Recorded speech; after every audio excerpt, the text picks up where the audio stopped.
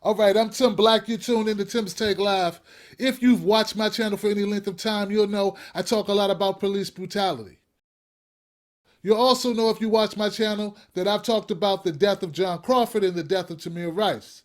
That's why when I saw Andrew Hawkins of the Cleveland Browns wear his shirt, come out on that field and take a stand, I was moved. I was encouraged, motivated, inspired by his actions because we share the same belief that we need to stand up. We're not afraid to represent.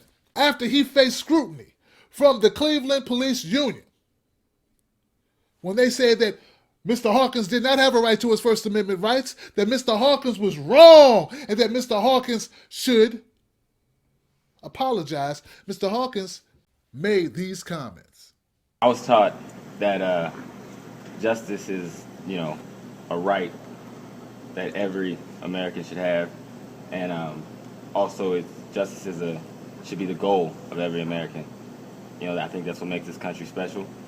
And to me, justice means that the innocent should be found innocent. It means that those who do wrong should get their due punishment. Ultimately, it means fair treatment. So a call for justice shouldn't offend or disrespect anybody. A call for justice shouldn't warrant an apology. To clarify, I utterly respect and appreciate every police officer that protects and serves all of us with honesty, integrity, and the right way. And I don't think those kind of officers should be offended by what I did.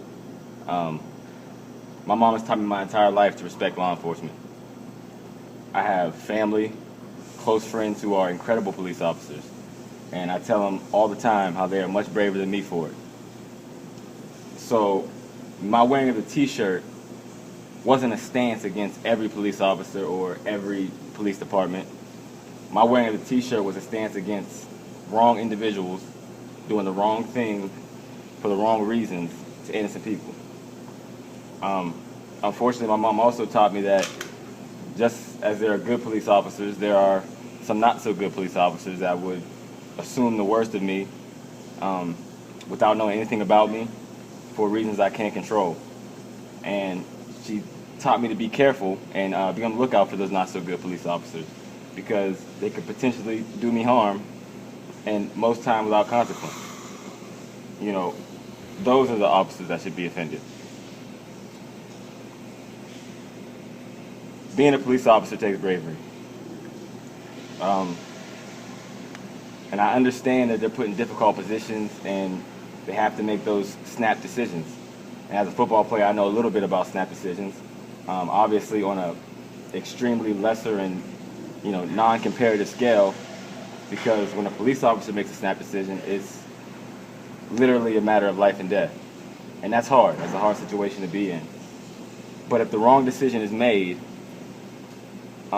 based on preconceived notions or the wrong motives, I believe there should be consequence. Because without consequence, naturally the magnitude of the snap decisions is lessened, whether consciously or unconsciously. I'm not an activist in any way, shape, or form. And 99 times out of 100, I keep my opinions to myself on most matters. I've worked extremely hard to build and protect my reputation, especially here in Ohio. And by most accounts, I've done a solid job of decently building a good name. Before I made the decision to wear the t-shirt, I understood that I was putting that reputation in jeopardy to some of those people that wouldn't necessarily agree with my perspective. I understood there was going to be backlash, and that scared me, honestly. But deep down, I felt like it was the right thing to do. And if I was to run away from what I felt in my soul was the right thing to do, that would make me a coward. And I can't live with that. God wouldn't be able to put me where I am today, and as far as I've come in life, if I was a coward. as you all know, and it's well documented, I have a 2-year-old little boy. The same 2-year-old little boy that everyone said was cute when I jokingly threw him out of the house earlier this year. And that little boy is my entire world. And the number one reason for me wearing the t-shirt was the thought of what happened to Tamir Rice happening to my little Austin scares the living hell out of me. And my heart was broken for the parents of Tamir and John Crawford, knowing they had to live that nightmare of a reality. So, like I said, I made the conscious decision to wear the t-shirt. I felt like my heart was in the right place. I'm at peace with it. And those who disagree with me, this is America. That's the point. Everyone has his right to their First Amendment rights. Those who support me, I appreciate your support. But at the same time, support the causes and the people and the injustices that you feel strongly about. Stand up for them. Speak up for them. No matter what it is, because that's what America's about, and that's what this country was founded on. Thank you, guys. Wow. That was well said, wasn't it? Even, reasonable, honest, real, not too crazy, not too limiting, and not just saying what you think people want you to say, but saying what you really feel. I mean, that's what I get from it. It feels sincere. Not leaving shit out because you're afraid that the man gonna come get you, or you might lose a sponsorship. You know, when LeBron James wore that Eric Garner inspired I Can't Breathe shirt, I made a video and I said, LeBron, what are you talking about? You wear a shirt, then you can't articulate why you're wearing the shirt. They had people jump on me saying, why you talk about LeBron like that? LeBron James ain't no social activist. He's just a basketball player. Leave him alone. Leave him alone. Well, hell, man, if you're not an activist or if you're not willing to speak up, why wear the shirt? Why wear it? You didn't have to. You could have worn your Nike shirt. Could have worn any shirt you want to wear. You chose to wear that shirt. Well, LeBron James could take a page out of the Andrew Hawkins playbook, because Andrew Hawkins expressed himself very well here. But not only LeBron, Shaq could take a page out of the Andrew Hawkins playbook, couldn't he? Oh yeah, I saw that show when Shaq and Kenny were up there and Charles Barkley. I saw that shit, Shaq. I think Ernie and Kenny and Chuck need to know I always wanted to be a police officer. I always thought Kenny would be a police officer. I think Chuck should be a police officer. I always wanted to be a police officer. I got my head all up the police officer's ass.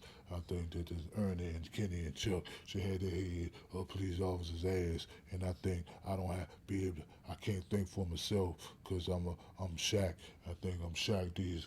I think that that's Fruit Snickers. Charles Barkley could take not only a page, he could take the whole book from Andrew Hawkins and just get beat upside the head with it. Just hit him with the book. Hit him with the book. God damn it. I don't think there's any reform in Charles Barkley. He just want to make a scene. He don't care if he makes sense. He doesn't care if it's reasonable what he says. So look, I appreciate Andrew Hawkins for what he said, for what he expressed in this video. I know, or I have a sense, I don't know, but I have a sense that if Andrew Hawkins heard this video and heard me say, lavish all this praise on him, he'd be like, nah, man, I'm not an activist, I'm just a guy who plays football, and I spoke my mind. Mr. Hawkins, what you don't understand is, I'd take 10 accidental activists like you, real, sincere people, over 100 of these politicians, these career activists. Because they're not getting it done, man. You understand? We need more people like you, keeping it real and just saying it because it needs to be said. All right. Thank you. Thank you for what you said. It's not about demonizing all police officers. And if you are in that camp where you just want to demonize all police officers, you're missing the boat. Because police officers, whether you like them or not, some of them are good.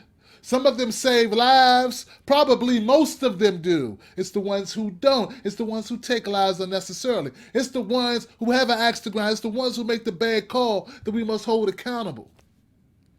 We can do both. We can respect and admire and appreciate those cops that do the right thing and punish the ones who don't. The same way we do with people who do the right thing. We could praise a black man for doing the right thing and punish one who does the wrong thing.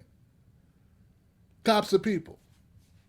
The sooner we learn that, the sooner maybe we can make better choices as a country moving forward with our laws and how we govern and how we police and how we walk around our environments and how we live. But hey, I ain't an activist. I'm just a guy who makes videos. I think Ernie and Kenny and Chuck need to know I always want to be a police officer. I always thought Kenny would be a police officer. I think Chuck should be a police officer. I always want to be a police officer.